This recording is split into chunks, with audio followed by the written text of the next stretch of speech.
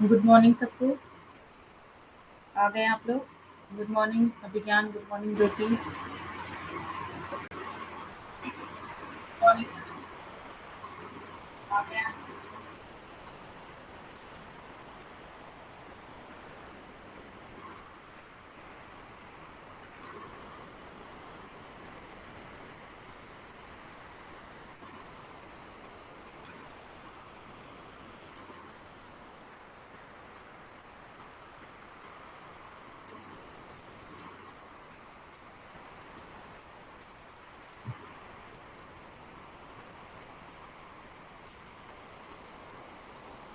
एक दो minute wait कर लेते हैं, बाकी लोग भी आ जाए।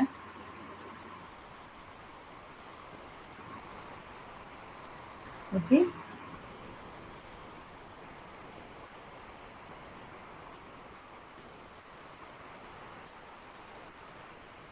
तब तक आप लोग को अगर कुछ क्वेश्चन है, कुछ पूछना है या फिर कोई सजेशन भी देना है मुझे कि मैम ऐसे नहीं ऐसे पढ़ाइए, तो आप बता सकते हैं। ओके। कोई बात? तब तक आप थोड़ा बात कर लीजिए, जब तक एक दो लोग और ऐड होना हो तो वो भी लोग हो जाए। ओके। तो किसी को कुछ कहना है?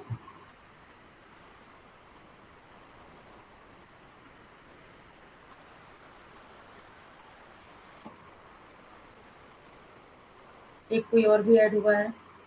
कौन ऐड हुआ है? तो आप बताइए अभिज्ञान, ज्योति, कोई बात, कुछ कहना है, कुछ पूछना है, एनी सजेशन?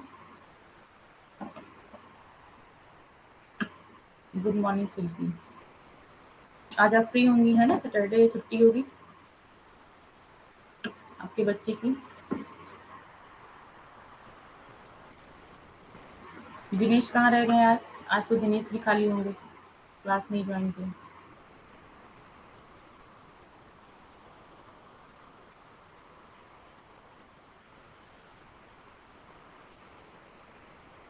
नल लोडिंग के बारे में कल हम लोग पढ़े थे और अभिज्ञान ने बोला था उनकी केयर थ्योरी के बारे में बताइए। ओके। तो चलिए केयर थ्योरी के बारे में बता देते हैं। जो केयर थ्योरी है ना, जो नल लोडिंग पे कोई भी जितने भी बड़े लोग हुए हैं, सब लोग एक फिलोसफर भी रहे। फिलोसफर का सिंपल सा मतलब होता है कि सबका अपना विचार, ठीक है? उनकी अपनी फिलॉसफी, उनका विचार क्या था, तो बहुत सारी चीज़ें वो फिलॉसफी के फील्ड में भी दी हैं।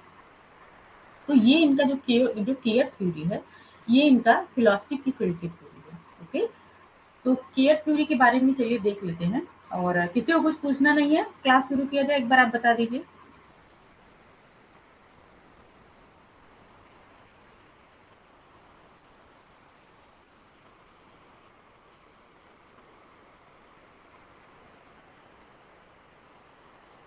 ओके, ठीक है।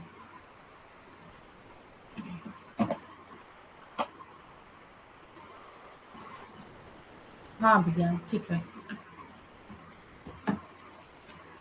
तो चलिए, जो आपको पूछना था वो मैं बता देती हूँ। ओके? केयर थ्योरी में इन्होंने बताया कि मतलब इनकी एक फिलॉसफी है केयर थ्योरी जो दिया इन्होंने, कि हम क्या करते हैं, हम केयर करते हैं, चाहे वो हमारे रिलेटिव हो, चाहे हमारा खून का रिश्ता है या फिर उनसे हमारे संबंध है। ओके। और जो लोग जिनसे हमारा कोई मतलब ऐसा संबंध नहीं होता, फिर भी हम उनकी केयर करते हैं, मतलब जैसे हमारी जो प्रकृति है, ओके, उसकी केयर करते हैं।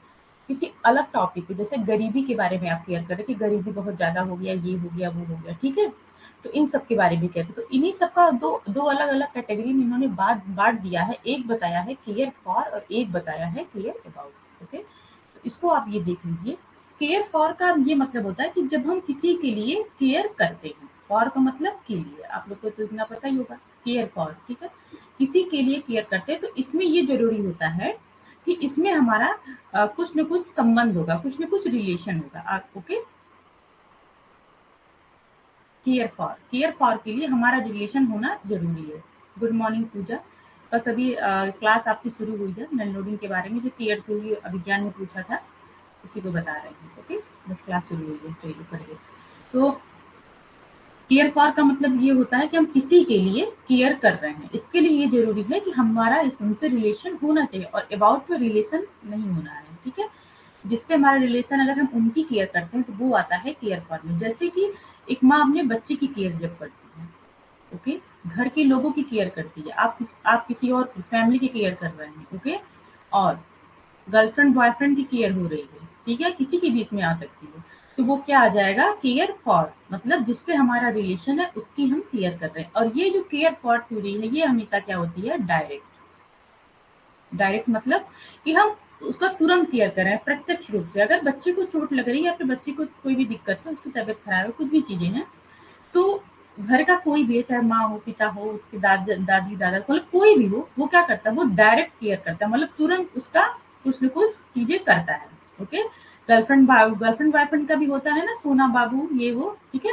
आप सब इस स्टेज से गुजर चुके हैं, मैं भी गुजर चुकी हूँ, अब बाकी लोग अभी इसी में लगे पड़े होंगे, तो उनके लिए भी है कि उसका क्या है, उनका भी हम क्या करते हैं, केयर करते हैं, फैमिली के लोगों केयर, मतलब जिससे हमारा रिलेशन है उसका हम केयर करते हैं। ओके, तो ये क्या होता है, ये इसके लिए एक रिलेशन होना जरूरी है, दो चीज याद रखिए, केयर फॉर के लिए एक रिलेशन होना जरूरी है, और ये केयर हमेशा होती है डायरेक्ट होती है। ओके, इतना क्लियर हो गया।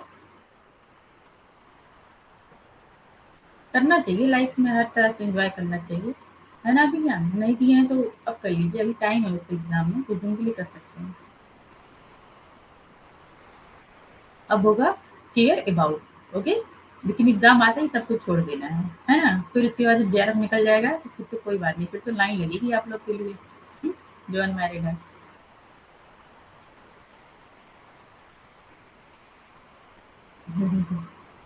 चलिए, केयर अबाउट का मतलब है कि किसी के बारे में केयर करना, तो ये हमेशा क्या होता है, ये हमेशा होता है इनडायरेक्ट। ओके, इनडायरेक्ट होता है और इसमें रिलेशन की जरूरत नहीं पड़ती है। ओके, यहाँ पे क्लास लगाया है ना कि रिलेशन की जरूरत नहीं पड़ती है। तो ये होता है केयर अबाउट। जैसे कि आप मान लीजिए, आप इस इनडायरेक्ट केयर करेंगे और आप यहाँ पे रिलेशन जरूरत नहीं पड़ेगी, तो जैसे आप गरीबी के बारे में केयर कर रहे हैं। ओके, ये देश में क्या है, बहुत ज्यादा गरीबी है। ओके, गरीबी, तो गरीबी का क्या, आप तुरंत केयर नहीं कर पाएंगे, तुरंत उसके बारे में आप कुछ उसका हेल्प नहीं कर पाएंगे, गरीबी देश में चल रही है, उसको खत्म होने में टाइम लगे, या फिर आप ही किसी किसी की गरीबी आपको दूर करना है, तो अचानक से कुछ नहीं पाए, थोड़ा सा मतलब टाइम लगता है हर चीजों में, और इनडायरेक्टली तरीके से ये चीजें होती है। जैसे कि आप वेदर की केयर कर रहे हैं, मौसम के बारे में आप सोच समझ रहे हैं कि हम ऐसा करें, ग्लोबल वार्मिंग ना हो तो मौसम अच्छा हो जाएगा, ठीक है, जैसे बहुत ज्यादा गर्मी इस समय पड़ रही है, ठीक है। तो ये सब चीजें क्या है, अगर इन सब के बारे में केयर की जाएगी तो वो हमेशा आता है केयर अबाउट में, और रिलेशन अगर हमारा किसी से अगर उसकी केयर कर रहे हैं तो वो होता है केयर फॉर। तो ये थी मेल नोडिंग की एक फिलॉसफी थी, जिन्होंने केयर थ्योरी दी थी। ओके, क्वेश्चन का क्या, क्वेश्चन तो कहीं से भी आ जा रहा है ना।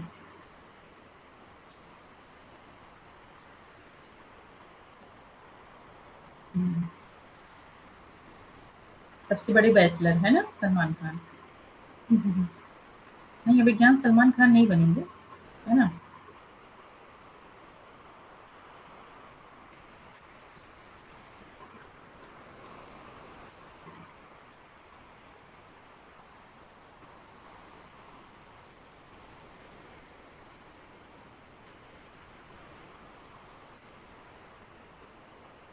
चलिए ठीक है, तब इतना समझ में आया आपको केयर थ्योरी।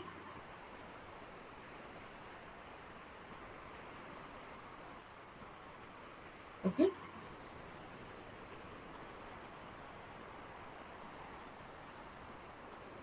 कंपोनेंट इसके मतलब यही है, केयर थ्योरी के सिर्फ दो ही हैं, ठीक है ना, कि मतलब क्या किसके बारे में इन्होंने बताया, केयर फॉर और केयर अबाउट। ओके, तो इसमें बहुत ज़्यादा डीप जाने की जरूरत है नहीं, अगर एक बार क्वेश्चन आया तो ऐसा नहीं कि फिर वो दोबारा भी पूछेगा, तो फालतू का चीजों में उसमें घुस के बहुत ज्यादा करने का, उससे सिर्फ अगली चीजें ज्यादा आप केयर करिए उस चीज को। ओके,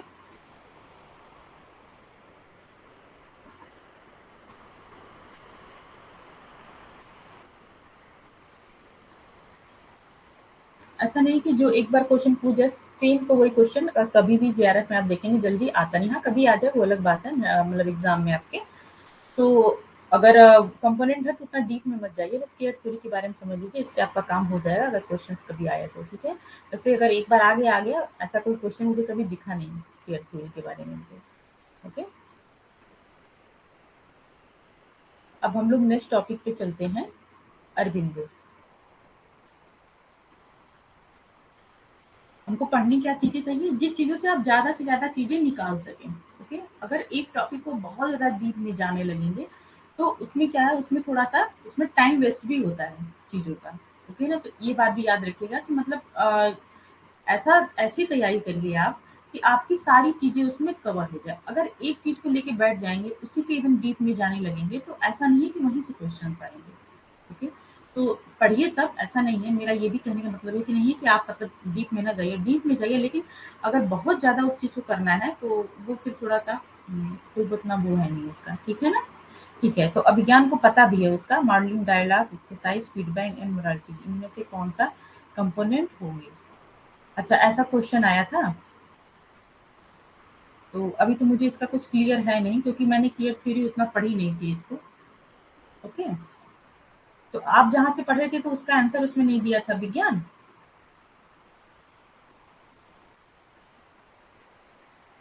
क्योंकि देखिए जितने भी थिंकर्स हैं ना वो इतने सारे काम किए हैं और फिर खासकर जो हमारे वेस्टर्न है, वेस्टर्न के बारे में तो जितना आदमी पढ़ता है बस उतना ही जान पाता है ना? न्यू लोडी के बारे में जितना आप पढ़ेंगे उतना ही जान पाएँगे। जो हमारे यहाँ के हैं उनके बारे में आदमी शुरू से चीज़ें जानता है, मतलब आप बचपन से उन चीज़ों को सुन रहे हैं, पढ़ रहे हैं, ओके? हाई स्कूल, इंटर आप छोटे में क्लास में पढ़े होंगे, बड़े क्लास में, तो वो चीज़ें ज़्यादा आदमी समझ पाता है और जो वेस्टर्न लोग हैं, उनके बारे में जितना जो पढ़ा रहता है, जितना जो कर पाता है, उतना ही समझ पाता है ना?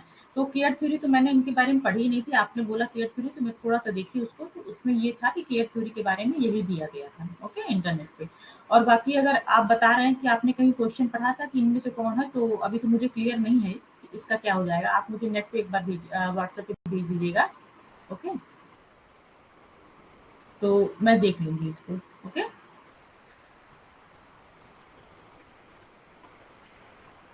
गुड मॉर्निंग राखी।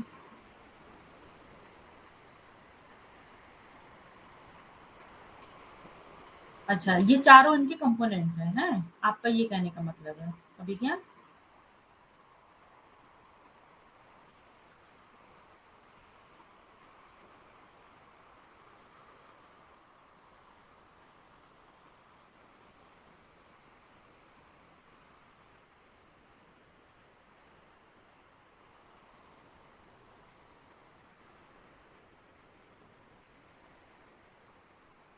चलिए ठीक है, हम लोग नेक्स्ट टॉपिक पे चलते हैं। अभिज्ञान आप मुझे ये वाला क्वेश्चन, ये 5 ऑप्शंस हैं जिसमें से फर्स्ट 4 सही बताया। Okay, okay, okay.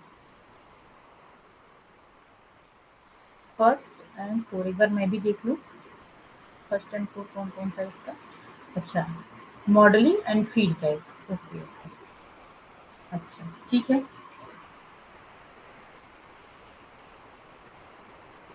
अब हम आप क्या पूछ रही हैं राखी? मैम हाँ, ठीक है, आगे चलते हैं। मैम क्वेश्चंस पेपर नहीं मिल रहे हैं। क्वेश्चन पेपर ना देखिए इंटरनेट पे है क्वेश्चन पेपर, मैं आपको भेज दूँगी, तो शायद मेरे पास 21 तक के हैं। 21 तक का मतलब एक दिन मैंने खोजा था तो मिल गया था 21 तक का, मतलब 2021 तक का है। 22-23 का मिल नहीं रहा था। हाँ, तो इसके लिए क्या है, आप पीवाईक्यू की बुक खरीद लीजिए, ओके?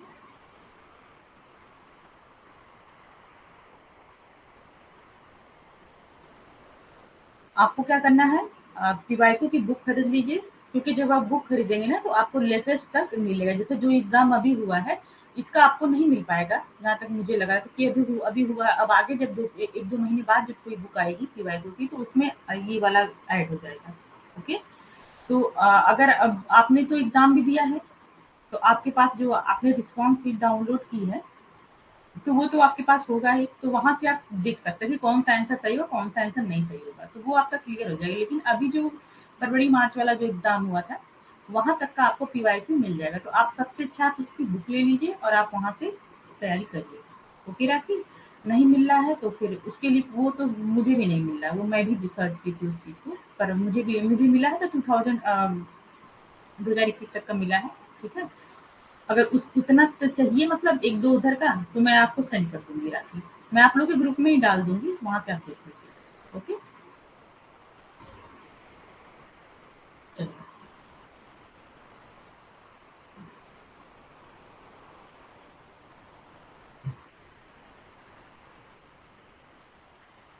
अब हम लोग नेक्स्ट चलते हैं अरबिंदो के बारे में, क्योंकि ये आपके लास्ट थिंकर है अरबिंदो, बाकी लोग को आप पढ़ चुके हैं। हाँ, विज्ञान आ गई होगी, वही तो। ये जो एग्ज़ाम हुआ उसके पहले ही मार्च तक 2023 तक पीवाईक्यूज़ तो आ ही गए होंगे, तो दिक्कत क्या है? ये वाला जो आप दिए हैं एग्ज़ाम, आपके पास उसकी रिस्पॉन्स शीट है ही, आप वहाँ से देख लेंगे।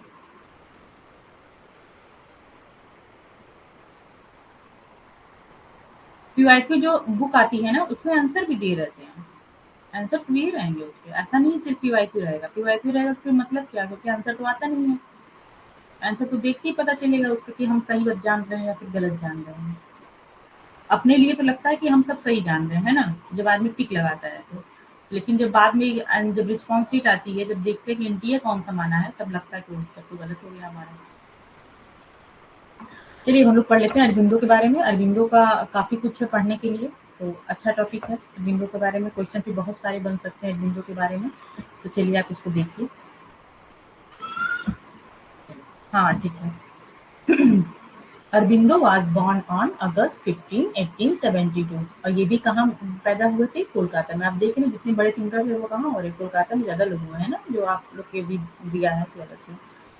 अरबिंदो घोष ए फेमस सेठ, ये फेमस क्या थे? संत थे, पोएट थे और फिलोसफर थे और एजुकेशनिस्ट थे। Okay. Aurobindo was sent to England at the age of 7 and he lived there for 14 years. ये इंग्लैंड गए थे 7 साल की उम्र में और वहाँ पे 14 वर्ष तक रहे थे। ओके, 14 वर्ष का एक तरह से देखिए कि वनवास इनको मिल गया था, इंग्लैंड गए थे। ठीक है, तो ऐसा नहीं है। वहाँ जाके इन्होंने अपनी शिक्षा पूरी की। He got education in London and Cambridge. ये कहाँ से एजुकेशन पाए थे? इंग्लैंड में लंदन और कैम्ब्रिज से एजुकेशन इनको मिली थी। और उसके बाद क्या हुए थे? मास्टर हो गए थे इन इंग्लिश में, ग्रीक एंड लैटिन। इनको बहुत सारी भाषा आती थी, इंग्लिश भी आती थी, ग्रीक भी आती थी, लैटिन भी आती थी।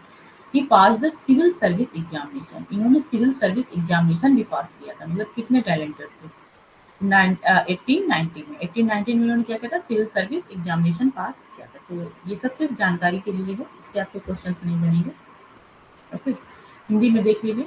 अरबिंदो का जन्म कहाँ हुआ था? कोलकाता में हुआ था। 15 अगस्त 1872 ईस्वी में हुआ था। अरविंद घोष क्या थे? एक प्रसिद्ध संत भी थे, कवि भी थे, दार्शनिक भी थे और शिक्षा भी थे। मतलब शिक्षा के क्षेत्र में बहुत सारे काम किए।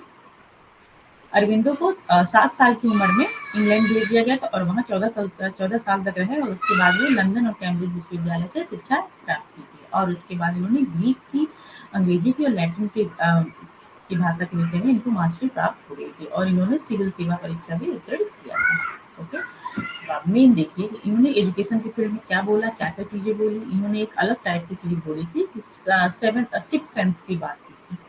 ठीक, जो सिक्स सेंस होता है उनकी बातें की थी। तो थोड़ा इसको देखिएगा, ये थोड़ा अलग टाइप का, तो क्वेश्चन बनने के चांसेस वहाँ से ज़्यादा होते हैं। Basic principle of Aurobindo education. Aurobindo's का एजुकेशन के ऊपर बेसिक प्रिंसिपल क्या था कि आपकी एजुकेशन का सिद्धांत इन्होंने जो बताया कि एजुकेशन जो बच्चों को दी जाती है वो कैसी होनी चाहिए। ओके, चलिए। Education should B child centred. जो एजुकेशन हमको दी जाती है बच्चों को, वो कैसी होनी चाहिए? वो चाइल्ड सेंटर्ड होनी चाहिए। ओके, देखिए ये क्या गए थे? विदेश गए थे, तो इनके अंदर थोड़ी चीजें जो आप देखेंगे कि इनका जो माइंड था थोड़ा ज्यादा खुला हुआ था।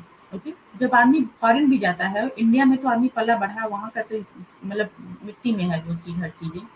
तो दोनों लोगों की जो दोनों जगह की संस्कृति है, आदमी की क्या है, दोनों अंदर आ जाती है। जब आदमी कुछ दिन कहीं बाहर रह लेता है तो वहाँ की भी संस्कृति को थोड़ा अडॉप्ट कर लेता है और अपनी जो जहाँ पैदा हुआ रहता है, जहाँ उसका हर चीज़ रहता है, वहाँ का तो ऑलरेडी उसको आ जाता है। तो जब उनकी फिलॉसफी आई, जो उनके विचार आया, तो बाहर का और जो हमारा इंडिया है, दोनों का मिला-जुला आया, ठीक है? तो ये चीज़ भी इसमें ध्यान रखिए कि जो-जो चीज़ें आप बोल रहे हैं, आप देखेंगे कि बाहर का भी इनके ऊपर प्रभाव रहा है, वेस्टर्न चीज़ों का। Education should be related to the life of the children. Education ऐसा देना चाहिए जो बच्चों को चाइल्ड को, जो हमारा बच्चा है जिसको हम पढ़ाया जाता है, उसको क्या हो जाएगा, वो अपने लाइफ से उस चीज़ को रिलेट कर पाए। Okay, education should be according to the mental aptitude and psychological need of the children. Education कैसा होना चाहिए? बच्चों का जो मेंटल एप्टीट्यूड है, ओके, और उसका साइकोलॉजिकल जो नीड है, उस हिसाब से बच्चों को एजुकेशन देना चाहिए। Okay, education should B imparted through the medium of mother tongue. इन्होंने भी क्या बताया है, सब लोगों ने बताया कि एजुकेशन कैसा होना चाहिए, मदर टंग में देना चाहिए, जो उसकी मातृभाषा है बच्चे की, उसमें एजुकेशन देना चाहिए। Education should help to achieve the physical purification of the child. Education कैसा होना चाहिए, जो हेल्प कर सके उसके शारीरिक शुद्धिकरण का, मतलब पूरी तरह से उसका मन दिमाग चित्त क्या हो सके, शुद्ध हो सके, मतलब प्यूरिफाई हो सके बच्चे का, उस हिसाब से एजुकेशन बच्चे को देना है। Education should develop consciousness. Consciousness चीज़ों को ऐसा होना चाहिए कि बच्चा कॉन्शियस हो पाए किसी चीज़ में, ये डेवलपमेंट होना चाहिए कि बच्चा चीज़ों को समझ सोच सके अपने बौद्धिक स्तर के हिसाब से। Education should train the sense of the child. तो आप इस पे ध्यान दीजिएगा। बाकी चीज़ें तो सब लोगों ने बोला है, फिजिकल प्यूरिफिकेशन की बात की है, और क्या बात किया है, सेंसेस की बात की है, कि जो बच्चों के जो सेंस है, जो कितने सेंस होते हैं, 5 तरीके के सेंस होते हैं, तो उनको ऐसा एजुकेशन देना चाहिए कि 5 तरीके के जो सेंसेज है उनको क्या हो सके, ट्रेन कर सके। पर इन्होंने प्लस एक और सेंस बताया है, इनके अकॉर्डिंग 6 तरीके के सेंस होते हैं। ओके, तो एक सेंस और कौन होता है, एक सेंस होता है हमारा माइंड। जो हमारा दिमाग है उनके अकॉर्डिंग मतलब 5 नहीं 6 सेंस होते हैं। इन्होंने 6 सेंस की बात की है। माइंड, जैसे बोला जाता है ना कि लड़कियों के पास दिमाग ज्यादा होता है, ठीक है, मतलब लेडीज डिपार्टमेंट की बात हो रही है, कि उनको चीजें थोड़ा पता चल जाती हैं, उनके पास 6 सेंस होते हैं। ऐसा आप सुने होंगे, तो ऐसा होता भी है कि अगर देखा जाता है कि मतलब थोड़ा वो लोगों को पहचानने की जो क्षमता होती है वो थोड़ी ज्यादा होती है, उनको चीजें समझ में आती हैं। ठीक है, मैं ज्यादा यहाँ खुल के क्या बताऊँ, मतलब समझ लीजिएगा उसको। ठीक है, the basic foundation of education should B ब्रह्मचर्य। जब बच्चे को बेसिक एजुकेशन दी जाएगी तो बच्चा क्या होना चाहिए, ब्रह्मचर्य होना चाहिए, मतलब ब्रह्मचर्य का पालन करना चाहिए। बेसिक एजुकेशन का जो फाउंडेशन होता है वो क्या होता है, ब्रह्मचर्य होना चाहिए। ठीक है, हिंदी में देख लीजिए। शिक्षा क्या होनी चाहिए, बाल केंद्रित होनी चाहिए। शिक्षा का संबंध बच्चे के जीवन से होना चाहिए, और शिक्षा बच्चे की मानसिक योग्यता और मनोवैज्ञानिक आवश्यकताओं के अनुसार दी जानी है। जो बच्चे की मानसिक योग्यता है उस हिसाब से, और इसकी मनोवैज्ञानिक आवश्यकताएं क्या क्या, उसकी नीड क्या है, उसका इंटरेस्ट क्या, उस हिसाब से बच्चों को शिक्षा देनी चाहिए। शिक्षा मातृभाषा में देनी चाहिए, और जो शिक्षा है वो शारीरिक शुद्धिकरण में मदद करनी चाहिए। ऐसे शिक्षा देना जो उसकी शारीरिक शुद्धिकरण कर सके, और उसमें चेतना का विकास हो सके, कॉन्शियसनेस का विकास हो सके। और बच्चे को क्या शिक्षा देनी है, उसके इंद्रियों के प्रशिक्षण की इन्होंने बात की है। शिक्षा का मूल आधार क्या होना चाहिए, ब्रह्मचर्य होना चाहिए। देखिए इसमें क्या है, इनके according meaning of the education, इनके अकॉर्डिंग एजुकेशन कैसा होना चाहिए, एजुकेशन की मीनिंग क्या है। Aurobindo Ghosh comes out against the educational system of his time. अपने समय का जो, इनके समय का जो एजुकेशन सिस्टम था, जो रट्टा मार चल रहा था और बहुत सारी बुराइयां उसमें जो थी, तो उसमें क्या होता था, उसके ये अगेंस्ट थे। मतलब ऐसी एजुकेशन नहीं देना है जिस हिसाब से ये बता रहे हैं कि बच्चे का जो मतलब सेंसेस की बात की है और शारीरिक शुद्धिकरण की बात की है, उस हिसाब से इनको क्या करना है, शिक्षा देनी चाहिए। इन्होंने ऐसा बताया है। Okay, he believe that education should be according to the mental and spiritual need of the children and the demand of the country. जैसे बच्चे की स्पिरिचुअल नीड है और उसका जो मेंटल कंडीशन है उस हिसाब से शिक्षा देनी है, और जैसे हमारे देश के लिए, मतलब शिक्षा ऐसी हो कि जो बच्चे को देश के लिए तैयार करे। Okay, real as well as modern life. और जो शिक्षा हो वो कैसी हो, रियल हो, सत्य के आधारित पे हो, और जो हमारा इस समय मॉडर्न कंडीशन जो चल रहा है उस हिसाब से शिक्षा हमको देनी चाहिए। जैसे कि अभी मॉडर्न कंडीशन में क्या चल रहा है, टेक्नोलॉजी वगैरह का यूज भरपूर मात्रा में हो रहा है, तो शिक्षा इस हिसाब से हो कि उसमें टेक्नोलॉजी वगैरह का भी यूज सिखाया। जैसे आजकल तो सब जगह होता है, कंप्यूटर हर स्कूल में होते हैं, कंप्यूटर की भी नॉलेज दी जाती है, टेक्नोलॉजी के बारे में बच्चों को सिखाया जाता है। जो आजकल नई नई चीजें, जैसे आज अभी तो रोबोटिक्स तो मतलब पुराना हो गया, आजकल जो आया है आर्टिफिशियल इंटेलिजेंस, हाँ आप सब सुने हुए हैं, तो बड़ा इसका वो हो रहा है, बात हो रही है इस पे, तो इसकी भी नॉलेज होनी चाहिए। तो शिक्षा कैसी होनी चाहिए, मॉडर्न लाइफ की, जिस हिसाब से मॉडर्न लाइफ आजकल चल रही है उस हिसाब से सत्य पर आधारित, मतलब रियल हो, रियल शिक्षा दी जाए और उनको मॉडर्न लाइफ के हिसाब से दी जाए। Okay, education in helping the growing soul. Education ऐसा हो कि जो हमारी आत्मा के ग्रो करने में मदद करे, मतलब जो हमारी आत्मा, उसके प्यूरिफिकेशन की उन्होंने बात की है। ओके, तो वो इसमें आत्मा को शुद्ध करने का मतलब है कि एक अच्छा एजुकेशन है जो स्पिरिचुअल नॉलेज भी दे सके, जो लिबरेशन की तरफ हमको ले जा सके। हिंदी में देख लीजिए। अरविंद घोष अपने समय की शिक्षा प्रणाली के खिलाफ थे। जो उस समय शिक्षा प्रणाली चल रही थी वो उसकी पूरी तरह से खिलाफ थे।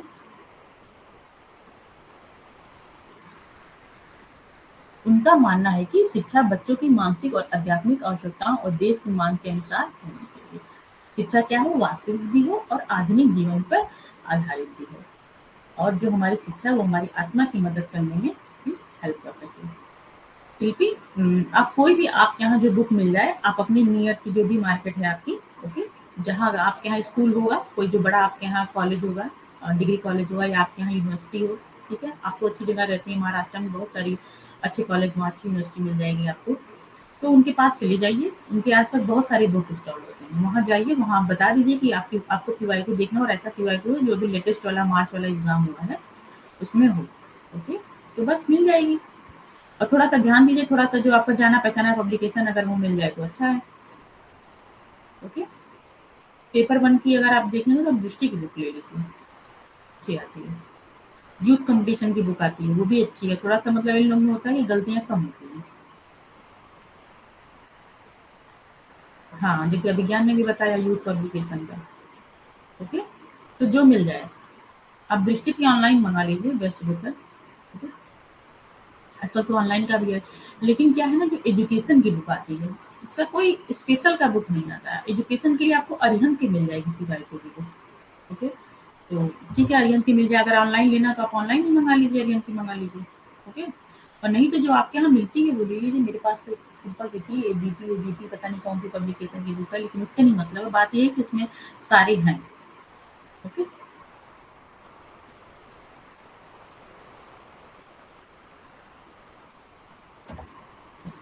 इनके अकॉर्डिंग देखिए कि एम ऑफ द एजुकेशन, जो एजुकेशन हम ले रहे हैं या दे रहे हैं उसका एम क्या होना चाहिए, कुछ ना कुछ तो एम होना चाहिए। तो पहला क्या होना चाहिए, एक्वायरिंग द नॉलेज, एजुकेशन ऐसा हो जो हमको नॉलेज दे सके। और फिजिकल प्योरिटी की बात की जाए तो आप थोड़ा ये पॉइंट इसमें ध्यान दीजिए, रखिएगा। मान लीजिए आपसे पूछ दे कि फिजिकल प्योरिफिकेशन की बात किसने की है, तो आप क्या बताएंगे, अरविंदो ने की है, ओके। और क्या बात किया था अलग से, ट्रेनिंग ऑफ सेंसेस, जो हमारे सेंस हैं उनके ट्रेनिंग की बात की है। और इन्होंने एक अलग से सिक्स सेंस बताया जिसको बोला गया है माइंड, बोला गया है। और develop logical faculty, okay. Mental development की बात हुई, या डेवलपमेंट ऑफ मोरालिटी की बात हुई, स्पिरिचुअल डेवलपमेंट और सेल्फ रियलाइजेशन की। ज्ञान प्राप्त करना है, शारीरिक शुद्धता है, एजुकेशन का एम इंद्रियों का प्रशिक्षण है, तार्किक संकाय विकसित करना है, तार्किक तरीके से सोच सके, मानसिक विकास की बात की है, और नैतिकता का विकास हो सके, अध्यात्म का विकास हो सके। और स्वयं सहाय का मतलब क्या है कि सेल्फ रियलाइजेशन, मतलब खुद की प्राप्ति होना, आत्मसिद्धि, okay.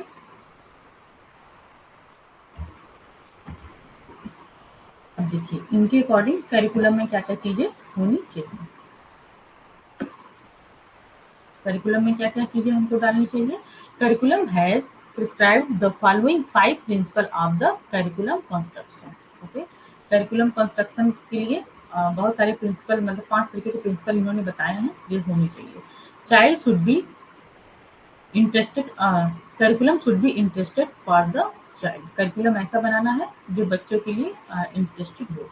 The subject of the curriculum should be able to motivate the child to learn, ऐसा करिकुलम हो जो बच्चों के अंदर मोटिवेशन पैदा कर सके चीज़ों को पढ़ने के लिए। सब मिला के क्या है कि मतलब एक अट्रैक्टिव हो, अच्छा हो, बच्चों की नीड के अनुसार हो।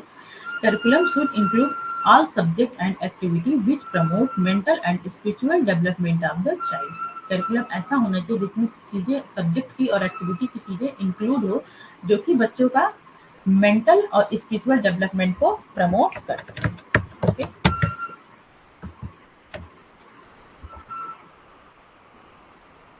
हिंदी में देखिए, अरबिंदो ने पाठ्यक्रम के निम्नलिखित 5 सिद्धांत निर्धारित किए गए हैं। कौन कौन से हैं, पाठ्यक्रम कैसा होना चाहिए, बच्चों के लिए रोचकर होना चाहिए।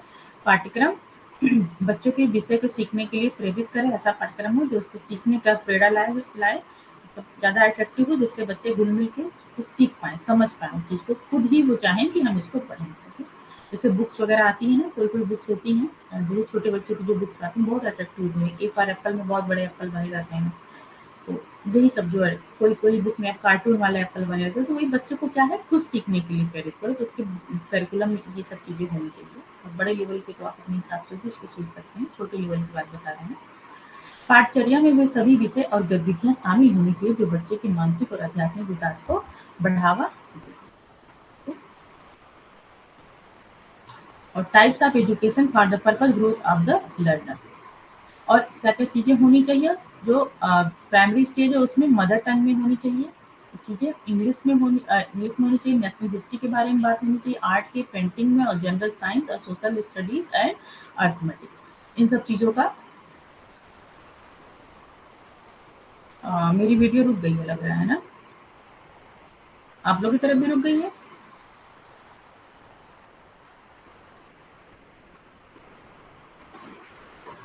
प्राइमरी स्टेज में करिकुलम में क्या शामिल करना है, मदर टंग में शिक्षा देनी चाहिए, इंग्लिश का भी शामिल करना है, नेशनल हिस्ट्री के बारे में, art, painting, general science and social studies and arithmetic. Okay, मेरी आगे रुक गई है, कुछ नेटवर्क प्रॉब्लम हुआ है। और सेकेंडरी स्टेज में क्या होता है, physics, chemistry, biology, physiology, health education and social studies. Okay, तो ये सेकेंडरी स्टेज में देना है।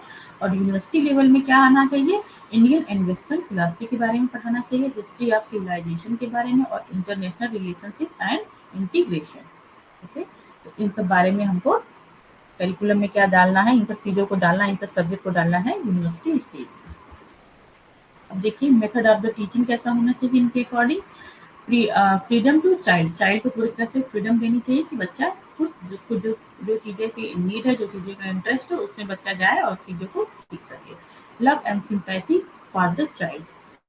ओके, बच्चे को जो टीचिंग देते हैं उसमें क्या होना चाहिए, प्यार होना चाहिए और बच्चे के प्रति सहानुभूति होनी चाहिए।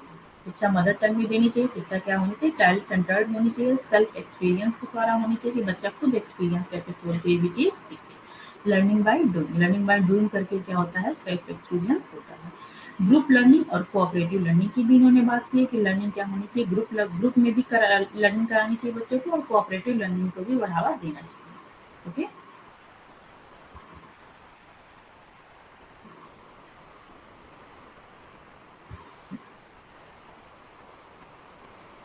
बच्चे को आज़ादी होनी चाहिए पढ़ने की, उसको जो अच्छा लगे उसको पढ़े, बच्चे के लिए प्यार और सहानुभूति होनी चाहिए, मातृभाषा में शिक्षा देनी चाहिए, और शिक्षा क्या होनी चाहिए, बाल केंद्रीय शिक्षा होनी चाहिए, आत्म अनुभव पर होनी चाहिए, करके सीखना होनी चाहिए, और सामूहिक अधिगम या सहकारी अधिगम की भी इन्होंने बात की।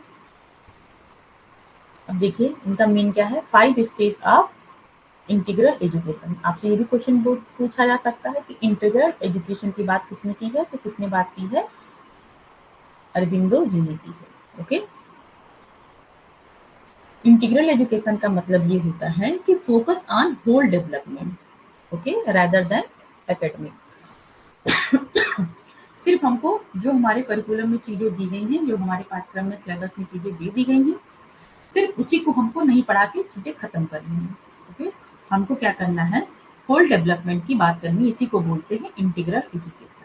ओके, इंटीग्रल एजुकेशन मतलब क्या हुआ कि हमको सब पे फोकस करना है, फोकस ऑन होल डेवलपमेंट, सिर्फ एकेडमिक पे नहीं करना है। जो एकेडमिक की चीजें हैं उसको भी पढ़ाना, और बच्चे के ओवरऑल डेवलपमेंट पर ही बात करना है। तो इंटीग्रल एजुकेशन की इन्होंने 5 स्टेजेस दी हैं। ओके, अभी तक जो आपने पढ़ा वो सारी सिंपल चीजें थी। ओके, अब आप जो पढ़ेंगे वो थोड़ी सी ट्रिकी है, इसको ध्यान से पढ़िएगा इसमें। तो 5 स्टेज ऑफ इंटीग्रल एजुकेशन में कौन कौन सा आती है, किसकी एजुकेशन देना है, फिजिकल एजुकेशन देना है, उसको शारीरिक शिक्षा के लिए एजुकेशन देना है, उसको वाइटल एजुकेशन भी देना है, उसको मेंटल एजुकेशन भी देना है, उसको जैसे साइकोलॉजिकल है, ठीक है, साइकोलॉजिकल एजुकेशन भी देना है, और उसको स्पिरिचुअल एजुकेशन भी बच्चों को देना है। तो ये क्या है, 5 स्टेज है इनके इंटीग्रल एजुकेशन। ठीक,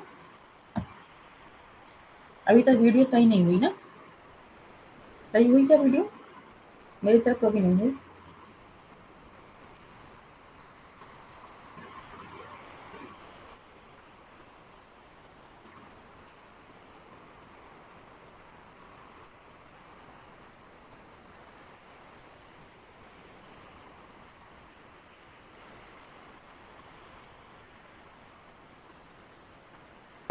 पर कोई बात नहीं, ओके ठीक है, क्या किया जाए।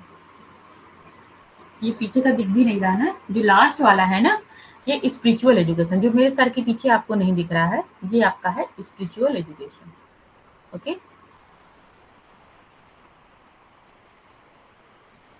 साइकोलॉजिकल एजुकेशन के बगल में है स्पिरिचुअल एजुकेशन। तो चलिए एक करके हम लोग बात करते हैं फिजिकल का। तो आपको पता ही है कि शारीरिक शिक्षा के बारे में भी, कि मतलब उसके शरीर को कैसे रखना है, क्या करना है, ठीक है। उसको शरीर के बारे में भी नॉलेज देनी है। वाइटल एजुकेशन का मतलब होता है, इसका हिंदी ये होता है कि महत्वपूर्ण एजुकेशन, जो बच्चे के लिए जरूरी है, जो इसका इंटरेस्ट है, जो उसकी नीड है, ठीक है, जिस स्टेज पे बच्चा है उसकी एजुकेशन देना, इसको बोलते हैं वाइटल एजुकेशन। मेंटल एजुकेशन मतलब उसको दिमाग को भी उसके, जैसे अब आपने सुना देखा था भी इसके पहले कि प्यूरिफिकेशन की जो बात हुई थी, मेंटल एजुकेशन उसको दिमागी तौर पे भी देना है। जैसे हम लोग भी पढ़ते हैं mental health and mental hygiene, कि हमको अपने दिमाग को कैसे हाइजीन करके रखना है, ओके, जो निगेटिविटी है उसको कैसे दूर करना है, तो उसकी भी एजुकेशन देना बहुत जरूरी है, क्योंकि दिमाग अगर सही रहेगा तो ही बच्चा पूरी तरह से क्या हो पाएगा, सही हो पाएगा। और साइकोलॉजिकल एजुकेशन की बात है कि उसके जो मन की कंडीशन चल रही है, ठीक है, जो उसकी साइकोलॉजी चल रही है उसके हिसाब से भी उसको एजुकेशन देना है कि उसको भी वो कंट्रोल करके चले। और लास्ट में बताया स्पिरिचुअल एजुकेशन के बारे में। साइकोलॉजिकल के बगल में मेरे सर के पीछे स्पिरिचुअल एजुकेशन है। तो स्पिरिचुअल एजुकेशन का मतलब कि अध्यात्म की भी शिक्षा देनी है उसको। तो 5 स्टेज में इंटीग्रल एजुकेशन के, ओके। चलिए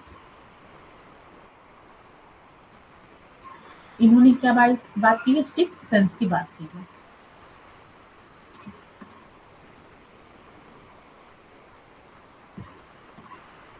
मतलब जो हमारी 5 ज्ञानेंद्रियाँ होती हैं, उनके द्वारा हमको नॉलेज मिलती है। हमको नॉलेज सेंसेस के द्वारा ही मिलती है ना, प्रत्यक्ष के द्वारा नॉलेज जो मिलती है, जो बात हुई थी, जो प्रमाणा की बात हुई थी।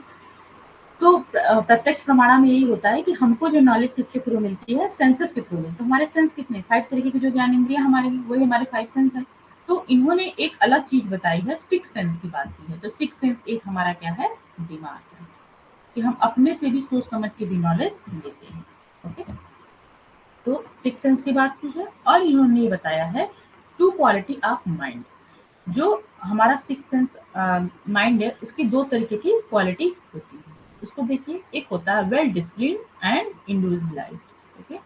वेल डिसिप्लिन का ये मतलब हो गया कि जो हमारा माइंड है वो कैसा होना चाहिए, वो वेल डिसिप्लिन होता है। मतलब सबका अलग अलग डिसिप्लिन है, सबका जो माइंड का स्ट्रक्चर है वो क्या होता है, अलग अलग होता है। हर कोई किसी के सोचने समझने की क्षमता अलग अलग होती है, और वो इंडिविजुअलाइज्ड होता है, कि हर किसी का जो व्यक्तित्व है वो अलग अलग होता है, ओके। आप कुछ अलग किसी चीज को सोच रहे हैं, हम अलग तरीके से देखते हैं, ओके। जो मैं बता रही हूँ आपको, ये भी हर आदमी अलग अलग तरीके से उस चीज को ले रहा है ना। सबका सोचने का, उसको एक्वायर करने की चीजें अलग अलग तरीके से होती है। वही तो वही होता है क्या, हमारा सिक्स सेंस के बारे में उन्होंने बात की है, कि कोई भी नॉलेज हम माइंड से भी लेते हैं। जो हमारे 5 सेंस है उनसे तो लेते ही हैं, और हम अपने दिमाग से भी नॉलेज, तो ये सही बात है ना, ये तो बिल्कुल सही है। तो ये आप इन सब थोड़ा-सा इसको नोट करके रखिएगा कि सिक्स सेंस की बात की थी अरविंदो ने, और इसमें 2 क्वालिटी ऑफ द माइंड बताई थी, कि माइंड की 2 क्वालिटी क्या है, माइंड हमेशा वेल डिसिप्लिन्ड होता है और इंडिविजुअलाइज्ड होता है, ठीक है।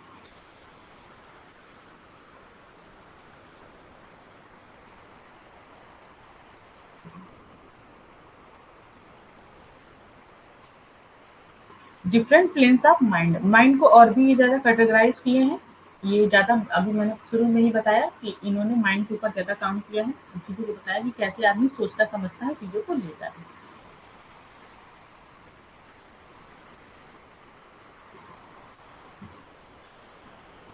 ऑर्डिनरी माइंड होता है, मतलब साधारण दिमाग होता है। हायर माइंड होता है यानी उच्च मन होता है। और अभी तक वीडियो सही नहीं हो पाया, थोड़ा सही हो जाएगा तो अच्छा लगता है ना देखने में। तीसरा क्या होता है, इल्यूमिनेटेड माइंड होता है, यानी प्रबुद्ध बुद्धि होती है। और इंस्टीट्यूटिव माइंड होता है, यानी सहज होता है। और ओवर होता है, एक मन के ऊपर भी इन्होंने बताया है कि मन के ऊपर भी एक होता है दिमाग, और एक होता है सुपर माइंड होता है। तो यानी इन्होंने माइंड को अलग अलग टाइप्स में बांटा है, किस तरीके के दिमाग होते हैं, ठीक है। या फिर इसको आप मन भी बोल सकते हैं, या फिर अगर आपको दिमाग बोलना, दिमाग बोलिए, मतलब आपको चीजें बस समझनी है।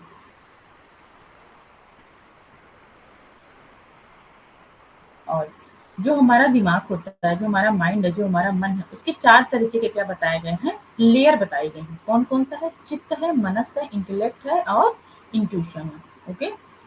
तो इसको भी एक बार देख लीजिए, इसका क्या-क्या अलग होता है। जो हमारा चित्त होता है, चित्त चित्त क्या होता है, हमेशा हमारे पास्ट एक्सपीरियंस होते हैं। चित्त में हमारे पास्ट एक्सपीरियंस होते हैं।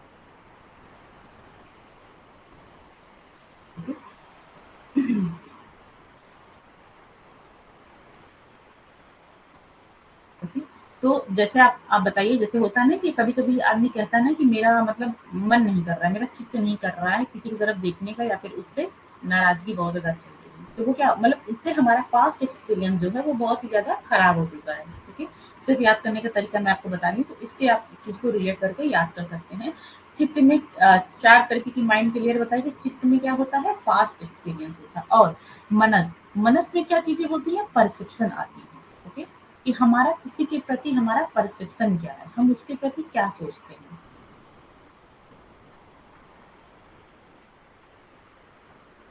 ओके? ये बात हो गई मनस। मनस में क्या आता है, हमारा उसके प्रति क्या परसेप्शन है, हमारा क्या विचार है, हम उसके प्रति क्या सोचते हैं।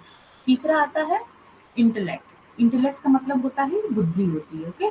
तो जब बुद्धि आती है तो क्या आती है, इसमें चीजें को हम क्रिएटिव तरीके से चीजों को सोच समझ पाते हैं और कर पाते हैं, तो इसमें आती है क्रिएटिविटी, ओके? और जो हमारा इंट्यूशन होता है, ओके, इसको हटा दीजिएगा। इंट्यूशन, इंट्यूशन का ये मतलब होता है कि higher knowledge, higher knowledge, okay? Intuition मतलब होता है हायर नॉलेज। जो हमारा जो हमें सब चीजें आ जाती हैं, तो होता है ना एक लेवल पे आदमी बहुत हायर कंडीशन में पहुंच जाता है, जिसको बोलते हैं इंट्यूशन। इंट्यूशन होता है, इंटेलेक्ट होता है, मनस होता है और चित्त होता है। माइंड के 4 तरीके की लेयर बताई गई। तो चित्त का मतलब क्या होता है, पास्ट एक्सपीरियंस हो गया। मनस का मतलब परसेप्शन हो गया। इंटेलेक्ट का मतलब क्रिएटिविटी हो गई। और इंट्यूशन का मतलब हायर नॉलेज हो गया। तो इतनी चीजें क्लियर हो गई आपको।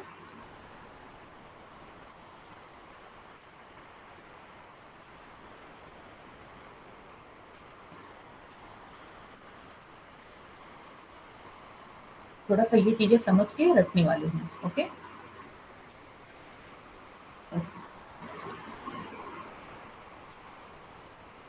और इन्होंने क्या बात किया है, 2 तरीके की नेगेशन की बात की। नेगेशन का मतलब होता है कोई भी चीज़ ना कर देना, डिनाई कर देना, उसको बोलते हैं नेगेशन। तो 2 तरीके की नेगेशन में बात की है कि एक होती है एस्टिक होती है और क्या होती है, एक मटेरियल होती है, ओके? मतलब हमें अपने जीवन में नेगेशन भी रखना चाहिए, डिनाई कर भी करना चाहिए। जैसे बताया जाता है ना कि ना करना भी सीखो। हम सबको हमेशा हाँ ही करते रहेंगे तो लोग हमारा क्या करते हैं, यूज़ करते हैं, है ना? मिसयूज़ करते हैं, तो फिर उसको पता है कि वो कभी हमको ना नहीं बोलेगा, ओके? कि जो भी है, कुछ फ्रेंड भी ऐसे होते हैं, कुछ रिलेटिव ऐसे हैं, जो ऐसा होता है कि क्या होता है, हमारा यूज़ करते हैं। तो हमको सीखना चाहिए कि ना करना भी हमको आना चाहिए, ओके? जिसको नहीं आता है ना, वो हमेशा बहुत परेशान रहते हैं। मुझे तो बहुत अच्छी तरह आता है ना कहना, ठीक है? लेकिन अगर आप लोग को नहीं आता होगा तो वो भी आप लोग सीख लीजिएगा कि ना कहना भी हमको आना चाहिए। तो इन्होंने अरविंदो जी ने देखिए कितनी अच्छी-अच्छी बातें की हैं, हर चीज़ पे इनका फ़ोकस था। इन्होंने टू नेगेशन की बात की है, पहला बताया है इन्होंने एस्थेटिक। एस्थेटिक का ये मतलब है कि इनका मतलब है कि मोह माया का त्याग करो। मोह माया का मतलब कि ना कहना है, और दूसरा बताया है कि मटेरियल चीज़ें हैं, उसका भी हमको क्या करना है, ना कहना है। मतलब उसका भी त्याग करना है कि बहुत ज़्यादा हमें चीज़ों को नहीं रखना है। एस्थेटिक का आप लिख लीजिएगा, इसका मतलब ये है कि मोह माया का त्याग करना, ओके? मोह माया का त्याग करना। मटेरियल चीज़ों का मतलब है कि जैसे अगर हमारे पास जो धन-दौलत है, ठीक है? जो धन-दौलत है उसका भी त्याग करिए। पैसा रुपया है और बाकी जो चीज़ें मतलब जितनी चीज़ें हमें ज़रूरत है उसको आप रखिए। बाकी एक्स्ट्रा हमको क्या करना है, चीज़ों को इकट्ठा नहीं करना है, ठीक है? तो ये 2 तरीके के इन्होंने क्या बताए थे, नरेशन बताए थे। तो आपका अरबिंदो भी खत्म हो गया, तो पूरी तरह से जो थिंकर्स हैं वो आपके खत्म हो चुके हैं, ओके? तो अब हम लोग नेक्स्ट क्या पढ़ेंगे? 1 मिनट मैं सिलेबस दिखाऊँ आपको। तो आपका जो यूनिट 1 का पार्ट डी है, उसका थिंकर से पहले पार्ट में वो खत्म हो गया। अब आपको ये पढ़ना है कि जो संविधान है, ओके? संविधान में क्या-क्या चीज़ें लिखी हैं, एजुकेशन के पर्पज़ से क्या-क्या चीज़ें हैं, ठीक है? जो उनके निहित मूल्य हैं, उनमें क्या-क्या चीज़ें हैं, उसके बारे में आपको पढ़ना है। जैसे मैंने बताया था सोशलिज़्म के बारे में, जस्टिस के बारे में, लिबर्टी के बारे में, डेमोक्रेसी के बारे में, ओके?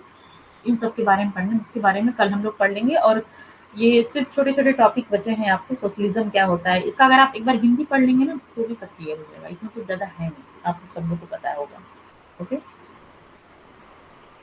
मतलब न्याय की बात हो, समाजवाद होना चाहिए, ओके?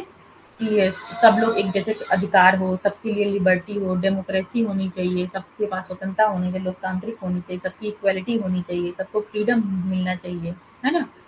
तो बस यही है, कुछ इसमें ज़्यादा है नहीं, इसको हम लोग कवर कर लेंगे और कल हम लोग बात कर लेंगे approaches to sociology of the education, देखते हैं, उसको पढ़ लेते हैं, okay? Symbolic impression, structure functionalism, ये सब, ये भी एक दिन में ही खत्म हो जाएँगे, कुछ ज़्यादा है नहीं, ओके? तो कल हम लोग ये सब चीज़ें, कल तो संडे है ना, कल मैं संडे की अगर देखती हूँ, अगर फ्री रहूँगी तो कल संडे की क्लास आपकी ले लूँगी, क्योंकि आपकी 27 को क्लास नहीं हो पाई थी ना, जिस दिन मेरे यहाँ बहुत ज़्यादा नेटवर्क खराब था। तो उस दिन आपकी क्लास नहीं हो पाई थी, एक भी क्लास नहीं हुई थी, है ना?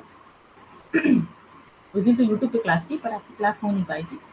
तो वो क्लास आपको लेनी है, मैं आपको बता दूँगी, उसे कोशिश करूँगी 1 घंटा आपकी क्लास लेने, ठीक है? ठीक है? उम, बाकी थिंकर्स का जो आपको अभी पीडीएफ नहीं मिला है, वो मैं आपको भेज दूँगी। उसके नोट्स आप बना लीजिएगा। संडे है, सब लोग रिवीजन भी कर लेंगे। जो नोट्स बन चुका है उसका रिवीजन करिए, जो नोट्स नहीं बना है उसका आप नोट्स भी बना लीजिए। समझ में आ रहा है सबको बात?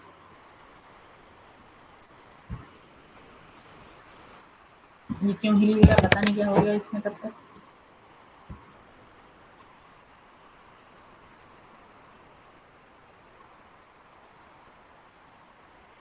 कौन-कौन आया क्लास में आज? हुँ, ओके, ठीक है।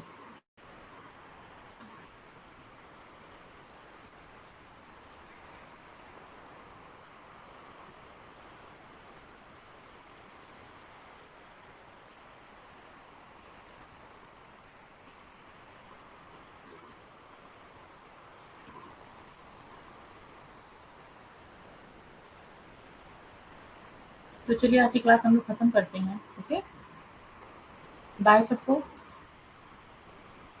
कल की क्लास का मैं आपको अपडेट दे दूँगी कल, ओके?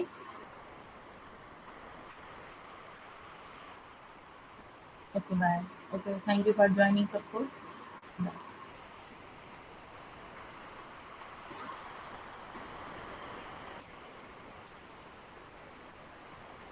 बाय।